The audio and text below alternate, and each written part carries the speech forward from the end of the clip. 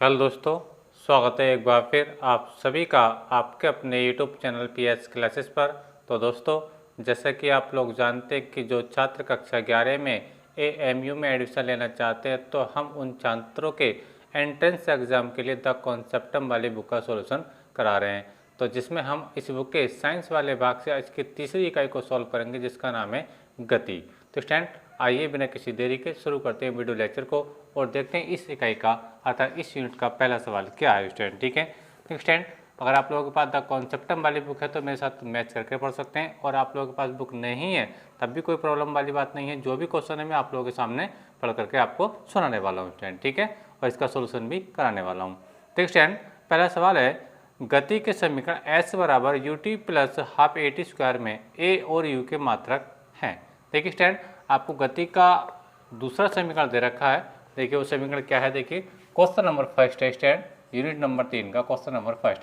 आपको इक्वेशन दे रखी है एच इज इक्वल टू, ठीक है, ये दे रखा है U T plus half A T square. ठीक है स्टूडेंट, ये गति का प्रथम सेकंड समीकरण है, जैसा कि आप लोगों ने ये 9th क्लास में पढ़ा भी होगा। ठीक है, तो इसमें जो आप देख पा रहे होंगे, एक तो टर्म्स आ रही है ए, ठीक है, और एक सेकंड टर्म्स क्या आ रहा है यू। तो इन दोनों की आपसे यूनिट पूछी, इनके मात्रक क्या होंगे स्टूडेंट। ठीक है, बस समझ में आ रही है आप लोगों को। जहाँ पूरी समीकरण की बात करते हैं तो एस क्या है, किसी वस्तु द्वारा टी समय में चली गई दूरी। तो एस है वस्तु द्वारा चली गई दूरी, टी है उस दूरी को तय करने में लगा समय। ठीक है, लेकिन सवाल में हमसे पूछा क्या गया, सवाल हमसे ये पूछा गया कि इसमें जो u है और क्या है a है, ठीक है, इनके मात्रक क्या होंगे। पसंद मिले आप लोगों को। तो पहले देखिए, जब हम बात करते हैं a के लिए, ये जो आप ये देख पा रहे हैं ये a, ठीक है, इसको बोलते हैं बेटा त्वरण। क्या बोलते हैं इसको? त्वरण, यानी एक्सक्लेरेशन। ठीक है, इसका मात्रक क्या होगा, इसका यूनिट बताना आप लोगों को। दूसरा भी फिर ये जो आपका दे रखा है u, क्या रखना बेटा u, इसका इनिशियल वेग यानी इसका प्रारंभिक वेग। ठीक है, असल में आप लोगों को, और ये u है तो ये प्रारंभिक वेग। ठीक है स्टूडेंट, तो इनके मात्रक पूछे, इनके मात्रक क्या होंगे। इसके देखिए 4 ऑप्शन दे भी रखे हैं, लेकिन मैं इसका सॉल्व करके बता देता हूँ स्टूडेंट। देखिए स्टूडेंट, जैसे कि आप जानते हैं कि त्वरण बराबर जो होता है, त्वरण होता है स्टूडेंट वेग परिवर्तन की दर को त्वरण कहते हैं। ठीक है, वेग परिवर्तन की दर। ठीक है, अब जो दर शब्द जब आता है तो बेटा वहाँ पर क्या होता है, समय से बात करनी पड़ती है, यानी वेग बेटे समय अंतराल। ठीक है, यानी कहने का मतलब ये है, चलो मैं इसको समय ही लिख देता हूँ। ठीक है, अच्छा, तो त्वरण होता है वेग बटा समय, या वेग परिवर्तन की दर को हम त्वरण कहते हैं। तो वेग का मात्रा क्या होता है बेटा, वेग का मात्रा होता है मीटर पर सेकंड। क्या होता है बेटा, मीटर पर सेकंड होता है। ठीक है, और आप देख पा रहे होंगे समय का मात्रक भी क्या होगा, सेकंड होगा। तो इसलिए त्वरण का जो मात्रक आएगा, त्वरण का जो मात्रक आएगा स्टैंड, यानी ए का जो मात्रक आएगा, ठीक है, वो मात्रक जो आएगा स्टैंड आप लोगों के पास आएगा मीटर पर सेकेंड स्क्वायर। बस समझ में आप लोगों को। तो कहने का मतलब ये है कि जो ये राशि दी गई है, यानी इसका त्वरण दिया गया है, तो त्वरण का मात्रक क्या होगा, मीटर पर सेकेंड स्क्वायर होगा। क्या होगा बेटा, मीटर पर सेकेंड स्क्वायर। देखिए स्टैंड, मैंने से हिंदी में क्यों नहीं लिखा, क्योंकि ऑप्शन में आपका इसका इंग्लिश में मीनिंग दे रखा है। ठीक है, एम का मतलब मीटर से है, और पर सेकेंड स्क्वायर मतलब सेकेंड का स्क्वायर। पसंद है आप लोगों को। यानी इस हिंदी में आपका आंसर नहीं है, इंग्लिश में आंसर है, इसलिए मैंने इसको इसमें चेंज करके लिख दिया है। ये बात आपको समझ में आ रही होगी स्टूडेंट। ठीक है, अच्छा, ये तो बात रही बेटा इसके त्वरण के मात्रक की। अब इसके अंदर बात जो आ रहा है यू जो आ रहा है, इनिशियल वेग, यानी जो प्रारंभिक वेग का मात्रक क्या होगा। तो देखिए वेग बराबर क्या होता है, वेग बराबर होता है स्टूडेंट, वेग बराबर होता है बेटा विस्थापन बटे समय अंतराल। विस्थापन बटा समय, ये आप लोग पढ़े होंगे 9th क्लास में। तो विस्थापन कोई भी हो, ठीक है, उसका मात्रक होता है मीटर होता है बेटा। क्या होता है, मीटर होता है, और समय का मात्रक क्या होता है बेटा, सेकंड होता है। ठीक है स्टूडेंट, तो ऐसा कि आप देख पा रहे होंगे कि वेग का जो यूनिट हो जाएगा, यानी वेग की जो यूनिट हो जाएगी बेटा मीटर पर सेकंड हो जाएगी, मीटर पर सेकंड हो जाएगी। तो यही दो बातें इसके अंदर पूछी गई थी।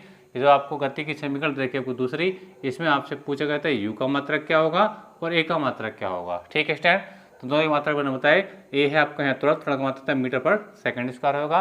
वो मैंने फार्मूला आपको लिख करके दिखाया कि किस प्रकार से इसको निकालेंगे स्टूडेंट। ठीक है, इसी प्रकार जो यू है इसका प्रारंभिक वेग है, तो वेग होता है विस्थापन बटे समय अंतराल, यानी मीटर पर सेकंड आएगा। तो स्टूडेंट, इसके जो 4 ऑप्शन है, 4 ऑप्शन में इसका जो बी ऑप्शन है बेटा वो यही वाला है, यानी इसका जो बी ऑप्शन है बिल्कुल राइट हो जाएगा। इसका जो बी ऑप्शन है बिल्कुल राइट हो जाएगा। बाकी 3 ऑप्शन है वो गलत है, हम गलत पर चर्चा नहीं करेंगे स्टूडेंट। ठीक है, जो इसका राइट आंसर है हम केवल सोल्व करके आपको वही बताने वाले हैं। ठीक है, अच्छा, बात करते हैं देखिए क्वेश्चन नंबर 2 की। देखिए क्वेश्चन नंबर 2 में हमको बच्चों दिया गया क्वेश्चन नंबर 2। क्वेश्चन नंबर 2 में दिया गया देखिए, जब दो राशियों के बीच का ग्राफ एक सरल रेखा हो, ठीक है, दो राशियां हैं उनके बीच का जो ग्राफ एक सरल रेखा है, ठीक है, तो राशियां कैसी होंगी, आपस में बराबर होंगी। ऑप्शन बता रहा हूँ, आपस में बराबर होंगी। बी ऑप्शन में रखा अचर होंगी। सी ऑप्शन में रखा सीधे समानुपाती हैं। और डी ऑप्शन में रखा बच्चों क्या है, व्युत्क्रमानुपाती होती हैं। देखिए स्टूडेंट कहा यह गया है, देखिए दो राशियां मेरे पास हैं। एक एग्जाम्पल मैं दे रहा हूँ, आपने 10th क्लास में पढ़ा होगा ओम का नियम। क्या पढ़ा होगा बेटा, ओम का नियम। उसमें होता है क्या, देखिए मान लीजिए दो राशियाँ ये होती है, एक तो होता है विभवांतर, ठीक है, दूसरा होता है कि बेटा धारा। तो इनका बीच का जो ग्राफ होता है बेटा क्या होता है, एक सरल रेखा होता है। बीच का ग्राफ होता है एक सरल रेखा होता है। तो ये केस कब आता है, जब दो राशियों के बीच का ग्राफ एक सरल रेखा होता है। तो होता ये बच्चों की जो राशियां होती हैं वो आपस में क्या होती हैं, एक दूसरे के सीधे क्या होती हैं बेटा, समानुपाती होती हैं। क्या होती हैं बेटा, सीधे समानुपाती होती हैं। यदि दो राशियों के बीच का ग्राफ, बात को समझने, यदि दो राशियों के बीच का ग्राफ एक सरल रेखा आता है, जो क्वेश्चन में दिया गया है, क्वेश्चन में यही कहा है कि दो राशियां उनके बीच का ग्राफ क्या एक सरल रेखा है, तो राशियां आपस में कैसी होंगी, तो आपस में होंगी बेटा वो डायरेक्टली समानुपाती होंगी। तो उम्मीद करता हूं मेरी बात आपको समझ में आई होगी, ठीक है। तो क्वेश्चन नंबर दूसरे का जो आंसर होगा सी ऑप्शन बिल्कुल राइट होगा। राशियां आपस में होंगी सीधे समानुपाती होंगी। कब, जब उन दोनों की राशियों के बीच का ग्राफ एक सरल रेखा होगा तब, ठीक है स्टूडेंट। अच्छा, बात करता हूं क्वेश्चन नंबर 3 की। तो ये तो आप समझ पा रहे होंगे, क्वेश्चन नंबर 1 और 2 अच्छे समझ में आ गए होंगे, ठीक है। इस वक्त एक बार मैं फिर से बता रहा हूँ, ये ग्राफ के माध्यम से सवाल है कि देखिए इसमें कहा गया है, जब दो राशियों के बीच का ग्राफ एक सरल रेखा होता है तो राशियां आपस में कैसी होती हैं, तो राशियां आपस में बेटा डायरेक्टली समानुपाती होती है, सीधे क्या होती हैं, समानुपाती होती हैं, ठीक है। अच्छा, तो दूसरे का जो ऑप्शन है बेटा ये सी ऑप्शन इसका राइट हो जाएगा, ठीक है। अब बात करते हैं बेटा क्वेश्चन नंबर 3 की। क्वेश्चन नंबर देखिए 3 में हमको दिया गया बेटा क्वेश्चन नंबर 3। क्वेश्चन नंबर 3 में कहा गया है बेटा, विस्थापन परिवर्तन की दर को क्या कहते हैं। देखिए विस्थापन यानी समय अपन में नीचे आ रहा है, तो ये विस्थापन की दर है, और विस्थापन की दर को हम क्या कहते हैं, वेग कहते हैं। बात को समझे, यानी क्वेश्चन नंबर कितना आसान सवाल है। देखिए मैंने कहा कि विस्थापन के दर को हम क्या कहते हैं, दर का मतलब बेटा होता है समय से भाग करना, ठीक है। विस्थापन की दर तो समय से भाग, वेग परिवर्तन की दर तो समय से भाग। बस में ये जहाँ दर शब्द होता है वहाँ पे समय से भाग हो जाती है, क्योंकि त्वरण की डेफिनेशन होती है, वेग परिवर्तन की दर को त्वरण कहते हैं। तो वेग परिवर्तन की दर देखो, दर के लिए समय आगे नीचे, ऐसे होता है विस्थापन की दर, तो दर आ गया तो फिर समय देखो नीचे आ गया, तो विस्थापन की दर है तो क्या कहलाएगा, वेग कहलाएगा, जो इस क्वेश्चन में दिया गया। अगर आपसे कहा होता है कि वेग परिवर्तन की दर को क्या कहते हैं, तो हम क्या कहते हैं, त्वरण कहते हैं। लेकिन इसने कहा कि विस्थापन की दर को क्या कहते हैं, विस्थापन की दर को कहते हैं बेटा वेग कहते हैं। तो विस्थापन की दर को हम क्या कहते हैं बेटा, वेग कहते हैं। ये क्वेश्चन नंबर 3 था, और इसका जो ऑप्शन होगा बेटा ये ऑप्शन राइट हो जाएगा, ठीक है। विस्थापन की दर क्या कहलाएगी, विस्थापन की दर बेटा क्या कहलाती है, वेग कहलाती है। क्या कहलाती है बेटा, वेग कहलाती है, जैसे कि मैंने आपको समझाया भी था इसे क्वेश्चन नंबर 2 में इसको, ठीक है स्टूडेंट। अच्छा, बात करते हैं देखिए क्वेश्चन नंबर 4 की। क्वेश्चन नंबर 4 देखिए न्यूमेरिकल है। क्वेश्चन नंबर 4 ये है, तो क्वेश्चन देखिए आपके लोगों के सामने पढ़ रहा हूँ इस टाइम, देखिए शांत सुने। एक वस्तु 10 मीटर प्रति सेकंड के वेग एवं 25 मीटर पर सेकंड स्क्वायर के त्वरण से गतिशील है। यानी कोई वस्तु है, ठीक है, उसका जो आपको वेग दे रखा है 10 मीटर प्रति सेकंड दे रखा है, उसका जो त्वरण दे रखा है वो 25 मीटर प्रति सेकंड स्क्वायर दे रखा है, ठीक है। और ये दे रखा है कि 10 सेकंड में इसके द्वारा चली गई दूरी का मान कितना होगा। देखिए इसमें 3 चीज़ें दे रखी हैं, एक तो वस्तु का वेग दे रखा है, दूसरा आपको वस्तु का त्वरण दे रखा है, तीसरा और समय दे रखा है। तो आपको बताना कि वस्तु कितनी दूरी चलेगी। देखिए क्वेश्चन को लगाते हैं और देखिए सॉल्व करके मैं आपको इसको बताने वाला हूँ। तो देखिए क्वेश्चन नंबर 4, देखिए क्वेश्चन नंबर 4 में ये न्यूमेरिकल है देखिए, और ज़्यादातर एग्जाम में एएमयू के एग्जाम में न्यूमेरिकल ही बेटा पूछे जाते हैं स्टूडेंट, ठीक है। तो आसान सवाल है, बस थोड़ा आपको देखिए समझने की जरूरत है। देखिए क्वेश्चन नंबर 4 लगा दें, क्वेश्चन नंबर 4 को देखिए, आपको जो वस्तु का वेग दे रखा है बेटा वो कितना रखा है, 10 मीटर पर सेकंड दे रखा है। यानी इसका जो वेग दे रखा है प्रारंभिक वेग यू कितना दे रखा है बेटा, आपको 10 मीटर पर सेकंड दे रखा है, ठीक है।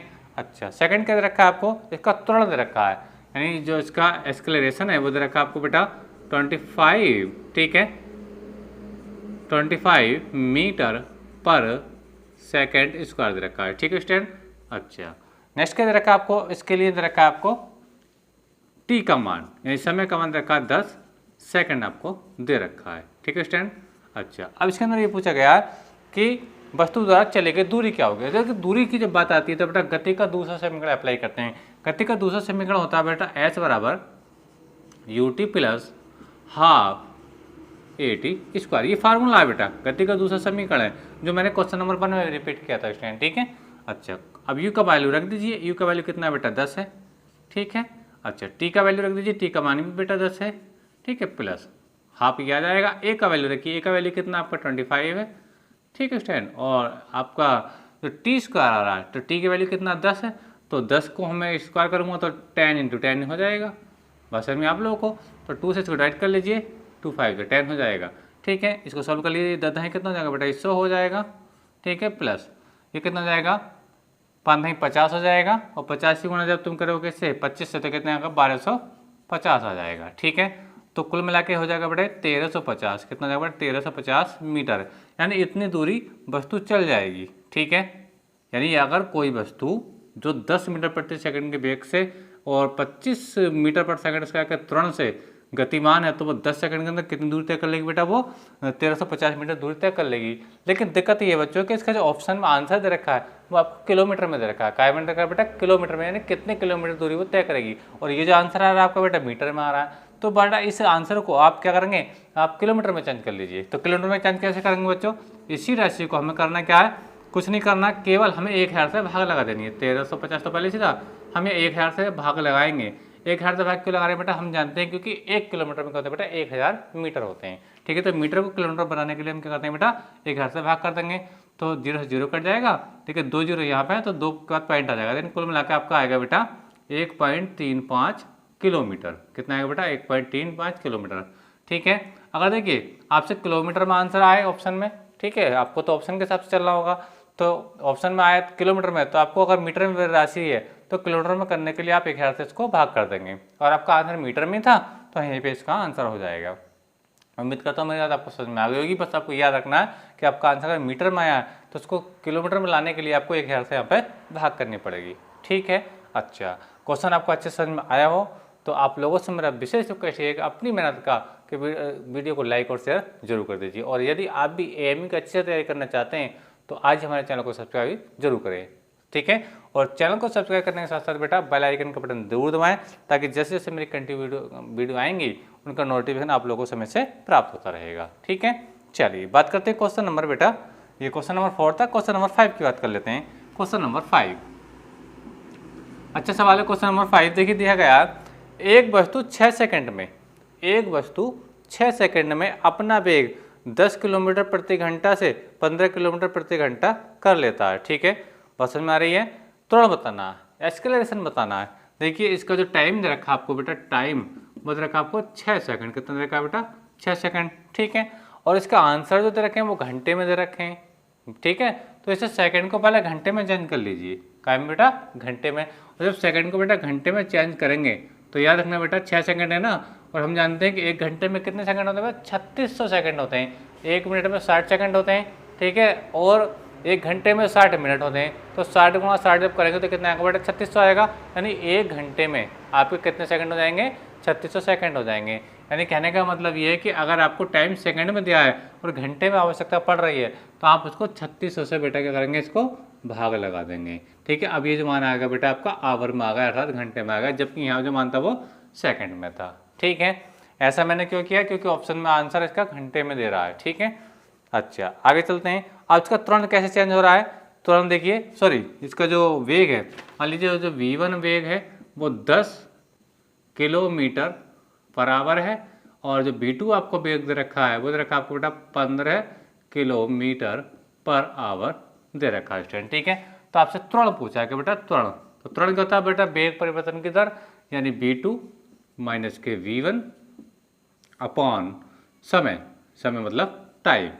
तो v1 v2 का डिफरेंस कितना आएगा, देखिए 15 में से 10 को घटा दीजिए, कितना आ जाएगा 5 आ जाएगा, ठीक है।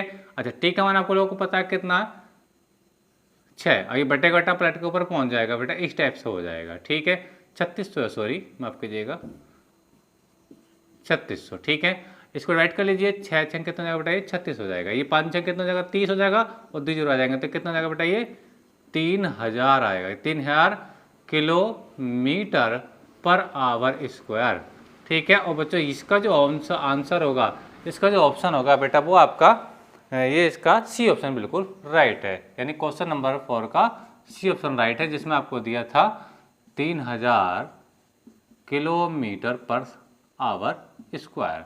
कैसे सोल्व किया जाएगा मैंने आपको सोल्व करके बता गया। ठीक है, क्वेश्चन आपको अच्छे समझ में आ रहा है तो आप लोगों से मेरा इतना सा करें, प्लीज़ वीडियो को लाइक और शेयर जरूर करें बच्चों। ठीक है, अच्छा, और बात करते हैं देखिए क्वेश्चन नंबर 7 की। चलिए अब मैं इसको रब कर रहा हूँ, अगर आपका इसका अगर नोट करना चाहते हैं तो इसका आप स्क्रीनशॉट ले सकते हैं। ठीक है, चलिए तो देखिए आप इसका स्क्रीनशॉट ले लीजिए। अब मैं इसको रब करने वाला हूँ। क्वेश्चन नंबर हम सॉल्व करने वाले हैं, क्वेश्चन नंबर 5 हो गया, ये क्वेश्चन नंबर 6 को सॉल्व करने वाले हैं। चलिए रब कर रहे हैं, देखिए क्वेश्चन नंबर 6 को, इतना 5 को नोट कर लीजिए। देखिए क्वेश्चन नंबर 6 में क्या है बच्चों, क्वेश्चन नंबर 6 में बच्चों ये है, वृत्तीय पथ पर गतिशील वस्तु, वृत्तीय पथ पर यानी सर्कुलर मोशन हो रहा है किसी वस्तु का। मान लीजिए मैं ये वृत्त बना रहा हूँ, ये बात समझ में आ रही है, ये कोई वृत्त है, मान लीजिए ये कोई पिंड है। ठीक है, और वो इस प्रकार से गतिमान है। ठीक है, ये इस प्रकार से क्या बेटा, ये आपको ये मोशन की फॉर्म में मोशन कर रहा है स्टूडेंट। ठीक है, यानी वृत्तीय पथ पर क्या हो रही है, गति हो रही है। ठीक है, तो इसमें क्वेश्चन देखिए दिया है, वृत्तीय पथ पर गतिशील वस्तु। अब देखिए ऑप्शन देखिए, का वेग नियत रहता है, बी ऑप्शन है के वेग की दिशा किसी बिंदु पर इस प्रकार की दिशा में होती है, सी ऑप्शन है चाल नियत नहीं होती है, और इसका उत्तरण शून्य होता है।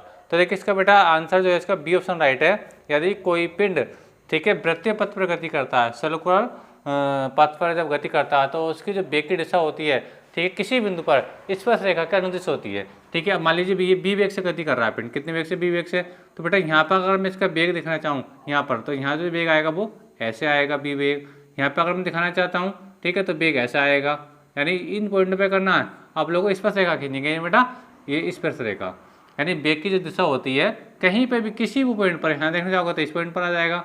ठीक है, अगर यहाँ पे देखना चाहोगे इस पॉइंट पर तो नीचे की ओर को हो जाएगा, यहाँ पे देखना चाहोगे, ठीक है, किसी पॉइंट पर देखने जाएंगे तो जो वेग की डायरेक्शन होगी बेटा वो ये क्या होगी, इस वृत्त की स्पर्श रेखा के अनुदिश होगी। बस समझ में आ रही है, तो इसका जो बी ऑप्शन बिल्कुल राइट होगा।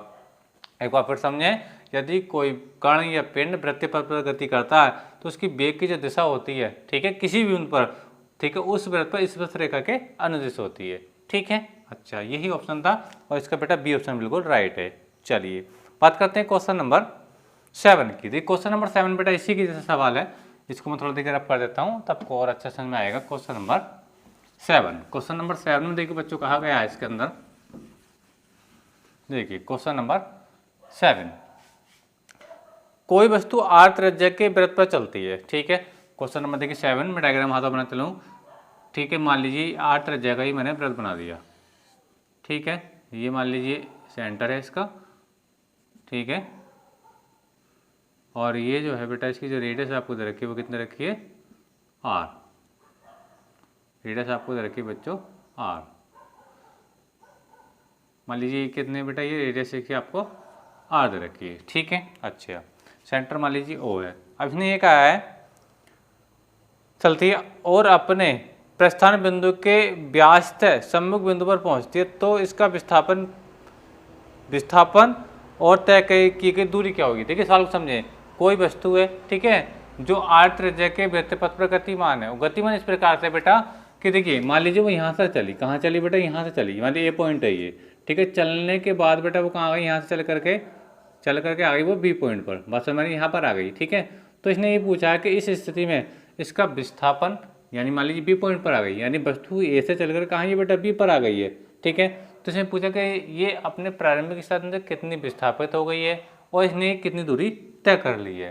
देखिए स्टैंड, देखिए विस्थापन की और दूरी की बात करें तो यहाँ पे जो विस्थापन होगा कितना होगा बेटा, विस्थापन कितना होगा, विस्थापन होगा पाई आर के बराबर। कितना होगा बेटा, पाई आर के बराबर। क्यों, क्योंकि देखिए स्टैंड कि ये जो पूरी डिस्टेंस होती है 2 पाई आर के बराबर होती है। कितना होती है 2 पाई आर के। अगर ये पॉइंट यहाँ से चल करके, यानी वस्तु ए से चल करके अगर ए पर ही आ जाती तो विस्थापन शून्य हो जाता, विस्थापन शून्य हो जाता, क्योंकि हम जानते हैं विस्थापन होती क्या, दो बिंदुओं के बीच की सदिश दूरी को, दो बिंदुओं के बीच की दूरी को हम क्या कहते हैं बेटा, विस्थापन कहते हैं। बात समझ में आ रही है। तो यहाँ से यहाँ तक का जो विस्थापन होता है वो क्या होता है, पाई आर होता है। फिर इसने पूछी ये दूरी, कि दूरी कितनी चली है ये, तो ये तो विस्थापन की बात मैंने बताई, पाई आर। तो अब ये पूछा है इसके अंदर कि ये दूरी कितनी चल गई यहाँ से यहाँ तक। ठीक है, तो पूरी दूरी कितनी होती है बेटा, यानी किसी जो वृत्त का सरकमफ्रेंस होता है वो 2πr का रहा होता, लेकिन ये तो 2πr दूरी ने करके कितनी दूरी करिए, केवल πr करिए ना, और ये पूरी यहाँ से यहाँ तक a पर आ जाती, यानी यहाँ से a से चल करके घूम करके a पर ही आ जाती, तो दूरी होती कितनी 2πr, कितनी होती 2πr, कहाँ से a से, अगर वो a पर ही आती तब बस में आ रही है, लेकिन वो a से कहाँ पर आई है बेटा, वो b पर आकर स्टॉप हो गई है, b पर आकर क्या हो गई, वो स्टॉप हो गई, तो दूरी कितनी होगी इसकी, आधी हो जाएगी, आधी करने का मतलब इसे भाग कर दो, कितना πr आ जाएगा। यानी कहने का मतलब ये है कि जब कोई वस्तु अपने एक से चलकर अपने व्यास के छोर पर पहुंच जाती है तो विस्थापन और दूरी दोनों क्या होते हैं बेटा, πr के इक्वल ही होते हैं। ठीक है, तो ये क्वेश्चन बेटा आपका बहुत अच्छा सवाल था, ये क्वेश्चन नंबर है इसका 7वें का, बी ऑप्शन बिल्कुल राइट है। ठीक है, एक बार फिर से रिपीट कर रहा हूँ, कोई वस्तु ए से चलकर बिंदु बी पर पहुंच गई, इसमें दोनों स्थिति में विस्थापन और दूरी पूछी है, तो दोनों विस्थापन दूरी वो कितने बेटा, πr के इक्वल ही आएंगी। ठीक है, क्योंकि पूरे वृत्त की परिधि कितनी 2π और r होती है, तो पूरी तो चलनी है, आधी दूरी चलिए, दो से भाग लगा देंगे तो πr के इक्वल ही आएगी। और इस स्थिति में जब विस्थापन के सामने जो होता है, यानी ए से बी की जो दूरी होगी वो भी कितनी बेटा, πr के इक्वल सी हो जाएगी। ठीक है, अच्छा चलिए बात करते हैं क्वेश्चन नंबर देखिए अब 8 की। क्वेश्चन नंबर देखिए 8 में क्या है, क्वेश्चन नंबर 8, चलिए देखिए क्वेश्चन नंबर 8 बच्चों ये है, एक कार 100 मीटर पूरब में जाती है। देखिए मैं आपको समझा रहा हूँ, पूरब पश्चिम कैसे देखेंगे स्क्रीन पे, इसको समझो। ठीक है, स्क्रीन पर पूरब पश्चिम का हिसाब बच्चों आप कैसे लगाएंगे, ठीक है, ये इस चीज़ को समझो। देखिए ये होता पूरब, ये होता पश्चिम, और ये होता बेटा उत्तर, और ये बेटा आपका दक्षिण। ठीक है, अच्छा अब इसके अंदर देखिए आपको देखा कि एक कार 100 मीटर पूरब में है, एक कार मान लीजिए यहाँ पर है, यहाँ पर कार है, और ये जो डिस्टेंस है वो कितनी बेटा 100 मीटर है, कितनी है ये 100 मीटर है। ठीक है, बात समझ में आया आप लोगों को। अच्छा अब इसने क्या कहा आगे, एक कार पूर्व की ओर 100 मीटर जाती है, मतलब चली गई। ठीक है, अब फिर 10 मीटर पश्चिम में आती है, यानी पहले तो 100, ये तो इसका मूल बिंदु है। ठीक है, यहाँ से यहाँ तक वो चली, मान लीजिए यहाँ कोई बिंदु ए है, ठीक है, और यहाँ बिंदु ओ है, तो ओ से ए तक वो जब चल के गई है तो ये दूरी कितनी चल कर गई, 100 मीटर दूरी चले गई है। लेकिन चलने के बाद हुआ क्या है कि ये 20 मीटर, कितने मीटर बेटा, ये दिया है इसमें, हाँ 20 मीटर पश्चिम में मुड़ जाती है, पश्चिम, तो पश्चिम क्या बेटा इधर है, यानी ये डायरेक्ट बैक हुई है, यानी पहले तो ओ से लेकर ये तक पूरब में चली 100 मीटर, फिर 20 मीटर के तो चलिए पश्चिम में, तो पश्चिम का मतलब ये बैक आई होगी इस टाइप से, बस में आ रही है, बैक आई होगी यहाँ से यहाँ तक, मान लीजिए 20 मीटर होगी, कितनी हो गई 20 मीटर हो गई, मान लीजिए बिंदु भी है। ठीक है, तो अब इसने ये पूछा है कि अब ये पूछा गया है इसके अंदर कार का विस्थापन कितना होगा, कार का विस्थापन कितना होगा ये बताना है। देखिए बात को समझें, एक बार फिर से सवाल बता रहा हूँ कि कोई वस्तु थी जो बिंदु ए से चल करके पूरब दिशा में कहाँ गई थी, वो 100 मीटर चल करके ए पर पहुँच गई, बात समझ में आ रही है।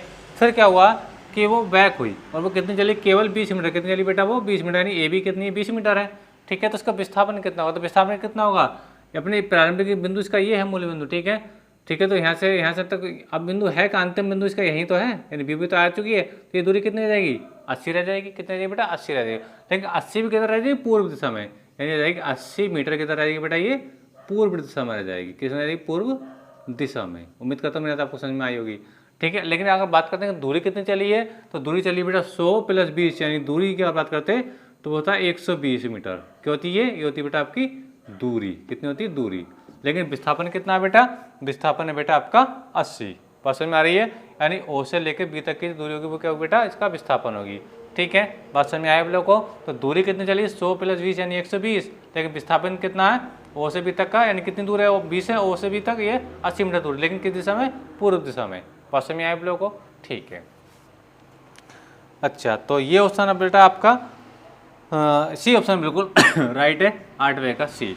ठीक है, बात करते हैं क्वेश्चन नंबर 8 की। तो 8 हो गया, क्वेश्चन नंबर 9 को देखिए। क्वेश्चन नंबर 9 में बच्चों ये कहा गया है 18 किलोमीटर प्रति घंटा, 18 किलोमीटर प्रति घंटा की चाल से गतिमान कार, कोई कार है उसकी चाल दे रखी है बेटा 18 किलोमीटर प्रति घंटा दे रखी है। ठीक है, जो 5 मीटर प्रति सेकंड के त्वरण से त्वरित है, इसके साथ तय की गई दूरी बताइए। अच्छा सवाल है, देखिए क्वेश्चन नंबर 9, इसको मैं देखिए साफ कर रहा हूँ, क्वेश्चन नंबर 9 को सॉल्व कर रहा हूँ। देखिए क्वेश्चन नंबर 9 में बच्चों ये कहा गया है, क्वेश्चन नंबर 9 क्या है, देखिए आपको चाल दे रखी है, यानी वेग आपको दे रखा है b मान लीजिए या u मान लीजिए। क्यों गतिमान है तो प्रारंभिक वेग को हम u से लिखेंगे। वो कितना लिखेंगे बेटा, आपका 18 किलोमीटर प्रति घंटा आपको दे रखा है, ठीक है। अच्छा देखो स्टैंड, एक बात है हम समझने की है, देखो इसके ऑप्शन में जो आंसर दे रखे हैं वो दूरी जो पूछी है वो मीटर में दे रखी है, काय में मीटर में, और लेकिन इसकी चाल दे रखी है यानी वेग दे रखा है वो किलोमीटर में दे रखा है। तो इसे किलोमीटर को पहले आप मीटर में कर ले, किलोमीटर को आप क्या करें मीटर में, ठीक है। तो मीटर में करने के लिए हम करते क्या, कि 18 किलोमीटर प्रति घंटा है, इसको जब मीटर में करेंगे तो हम 5/18 5/18 से करते हम बेटा गुणा कर देंगे, तो इसकी चाल आएगी वो मीटर पर सेकंड में आएगा बेटा, मीटर पर सेकंड में आ जाएगी। याद रखना किलोमीटर प्रति घंटा को मीटर प्रति सेकंड में चेंज करने के लिए बेटा हम 5/18 से गुणा कर देते हैं। तो ऐसा करने पे क्या होगा, ये इससे कट जाएगा, तो आपको जो वेग आ जाएगा वो कितना आएगा, 5 मीटर पर सेकंड आ जाएगा, ठीक है। अच्छा फिर आगे दिया है तो समय दे रखा है 5 सेकंड है, टी और आर दे रखा है आपको 5 सेकंड आपको दे रखा है, ठीक है। और इसका जो त्वरण दे रखा है यानी ए एक्सेलरेशन वो भी आपको 5 मीटर पर सेकंड स्क्वायर आपको दे रखा है, ठीक है। वस्तु द्वारा चली गई दूरी बतानी है, ठीक है। दूरी निकाल लीजिए, देखिए दूरी क्या है, दूरी है आप एस बराबर U T plus 1/2 A T square, ठीक है। अच्छा सॉल्व कर लीजिए इसको, तो यू टी, यू का मान कितना, देखिए यू या टी कितना आपका, देखिए मैंने सॉल्व करके दिखाया आपको 5, टी का मान कितना बच्चों, टी का मान भी 5 प्लस 1/2, ठीक है। ए का वैल्यू रख दीजिए, ए का वैल्यू कितना, ए का वैल्यू भी 5 है, और टी का स्क्वायर, टी का मान कितना, देखिए टी का मान 5, तो 5 का कितना हो जाएगा 25 हो जाएगा, ठीक है। तो ये कितना हो जाएगा 5 पंजे 25 हो जाएगा बच्चों, ठीक है, प्लस और ये 25 25 पंजे 125, ये हो जाएगा 125/2 बटे में बन मान के सॉल्व कर लीजिए। 25 दूनी कितना हो जाएगा बच्चों, ये 50 हो जाएगा, यानी ये हो जाएगा आपका 25 दूनी, एलसीएम ले लीजिए, एलसीएम कितना हो जाएगा इसका 2 हो जाएगा, 25 दूनी 50 हो जाएगा, और प्लस में कितना हो जाएगा 125 हो जाएगा, 125, ठीक है। और 50 125 जोड़ा कितना हो जाएगा 175 आ जाएगा, और ये आपका बेटा 2 आ जाएगा। सोल्व कर दीजिए इसको आगे, तो देखिए तो 2 अट्ठे कितना हो जाएगा 16 हो जाएगा, ठीक है। कितना बचेगा, 1 बचेगा, ठीक है। 2 अट्ठे 16 तो हो जाएगा आपका, एक तो हो जाएगा 2 सत्ते 14, 2 सत्ते 14 और 2 पंजे 10, यानी 87.5 कितना आ रहा है बेटा, 87.5 आ रहा है। चेक कर लेते हैं, देखिए ऑप्शन को 87.5 मीटर, 87.5 मीटर ऑप्शन इसका है, ऑप्शन इसका बी ऑप्शन बिल्कुल राइट है। कौन सा ऑप्शन है बेटा, बी ऑप्शन है। देखिए बच्चों कोई वस्तु थी जो इसका जो वेग आपको दे रखा था 18 किलोमीटर प्रति घंटा दे रखा था, लेकिन आंसर में डिस्टेंस दे रखी है वो मीटर में दे रखी है, तो इसे 5/18 से गुणा करके जो किलोमीटर प्रति घंटा में इसकी चाल है इसको हमने मीटर प्रति सेकंड में कर लिया। 18 से 18 कैंसिल हो गया, ये आ गया वेग का मान, टी का मान आपको दे रखा, त्वरण का मान आपको दे रखा, बस फार्मूला आपको पता होना चाहिए, फार्मूला आकर वैल्यू डाल के जब सोल्व करेंगे तो आपका राइट आंसर बिल्कुल एक्यूरेट आएगा, ठीक है। तो उम्मीद करता हूँ क्वेश्चन आपको समझ में आ गया होगा, और क्वेश्चन आपको समझ में आया है तो आप लोगों से प्लीज़ मेरा इतना सा रिक्वेस्ट है कि प्लीज़ वीडियो को लाइक और शेयर जरूर कर दीजिए, ठीक है। और कमेंट करके बताइए कि लेक्चर आपको कैसा लग रहा है, ठीक है। चलिए बात करते हैं क्वेश्चन नंबर, ये हो गया 9, क्वेश्चन नंबर 10 को सॉल्व कर रहे हैं। देखिए क्वेश्चन नंबर 10 को सॉल्व कर रहा हूँ, देखिए स्टैंड, आप इसका स्क्रीनशॉट लेना चाहते हैं तो इसका स्क्रीनशॉट ले लीजिए। चलिए देखिए क्वेश्चन नंबर 10 क्या है, देखिए क्वेश्चन नंबर 10 देखिए क्वेश्चन नंबर 10, क्वेश्चन नंबर 10 बच्चों कहा गया है, एक वस्तु x त्रिज्या के वृत्तीय पथ पर किसी बिंदु से गति करके 10 मिनट बाद उसी बिंदु पर पहुंच जाती है, वस्तु द्वारा विस्थापन तथा दूरी बताइए। देखिए समझिए क्वेश्चन नंबर 10 में ये कहा है कोई वृत्त है और उसकी जो रेडियस है जो त्रिज्या है, ठीक है, वो कितनी है बेटा x मीटर है, कितनी है बेटा x मीटर, ठीक है। मान लीजिए ये, इसकी रेडियस आपको दे रखी है वो कितने रखी है बेटा, वो x दे रखी है, कितने रखी है वो आपको x इसकी रेडियस दे रखी है, जहाँ r होता था वो आपके x दे रखा है, ठीक है। अब कोई वस्तु है, ठीक है, मान लीजिए वो वस्तु, मैं इसका जो व्यास भी दिखा देता हूँ, चलो ये डायमीटर हो गया इसका व्यास, ये a हो गया और ये b हो गया, ठीक है। अब मान लीजिए कोई वस्तु बिंदु a से चलना प्रारंभ करती है, कहाँ से बेटा, a से चलना प्रारंभ करती है, और ये 10 सेकंड में, यानी t आपको दे रखा है 10 सेकंड में। तो ये ए से चल करके, ठीक है, ए से चल करके बिंदु ए पर ही पहुंच गई। कहाँ पहुंच गई बेटा? ये ए पर ही पहुंच गई, ठीक है। तो इस स्थिति में इसने क्या क्या पूछा हम लोगों से? विस्थापन दूरी पूछी है। बात को समझे? कोई वस्तु थी, ठीक है, जो व्यक्ति किसी बिंदु से चलती है और 10 सेकंड में चल करके उसी पॉइंट पर आ जाती है, यानी यहाँ से स्टार्ट चली थी ए से और ए से चल कर कहाँ गई? ए पर ही आ गई। तो इसके लिए बताना है कि विस्थापन कितना होगा, कितना होगा बेटा? विस्थापन कितना होगा और इसके लिए दूरी कितनी होगी, ये बताना है इसके अंदर। बात समझ में आ रही है? अच्छा देखिए स्टैंड, विस्थापन क्या होती है? विस्थापन होती है दो बिंदुओं के बीच की सदिश दूरी। बात समझ में आ रही है? यानी वस्तु यहाँ से चली और यहीं बिंदु पर आ गई तो अपने स्थान से विस्थापित बिल्कुल भी नहीं हुई। बात समझ में आ रही है? यानी कहने का मतलब ये है, जैसे देखिए मेरे हाथ में मार्कर है, ठीक है, मैंने ऐसे करके ऐसे कर लिया। बात समझ में आ रही है आप लोगों को? तो ये जहाँ था पहले, यानी ऊपर उठाने के बाद फिर से वहीं पर आ गया, तो ये अपने स्थान से विस्थापित तो बिल्कुल भी नहीं हुआ। बस में जैसे आप ऊपर को बॉल उठाइए, उसको बॉल की कैच अपने हाथ में पकड़ लीजिए, तो अपने बॉल आपके हाथ से गई और आपके हाथ में आ गई, तो विस्थापित तो बिल्कुल भी नहीं हुई।